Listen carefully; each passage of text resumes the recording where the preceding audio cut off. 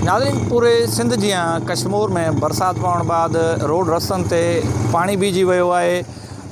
ॿिए पासे कश्मीर टाउन अमलो पाणी नेकाल करण में मसरूफ़ आहे। अचो त उन महिल असां कश्मीर शहरवासियुनि सां ॻाल्हि ॿोल कयूं था, उन्हनि जो छा चवणु आहे। में बारिशनि जे करे हींअर असां वटि गटर उथली पिया आहिनि ऐं बारिश जो पाणी शहरनि में ऐं घरनि में दाख़िल थी पियो आहे ऐं पब्लिक हेल्थ जी नाक़िस कारकर्दगी जे करे इन खां अलावा बि डिस्पोज़ल उथली पिया आहिनि शहर में। हीअ त बारिश आहे, बारिश में असां वटि पाणी ईअं ॾेख थो ॾिए ॼणा सिंधू नदी में ॿोॾि अची वई हुजे।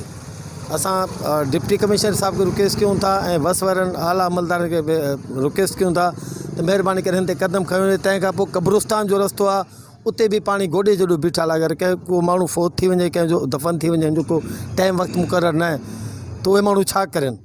बारिश थी आहे, रोड रस्ता सॼा ख़राब लॻा पिया आहिनि, नालियूं वग़ैरह बि वहनि थियूं।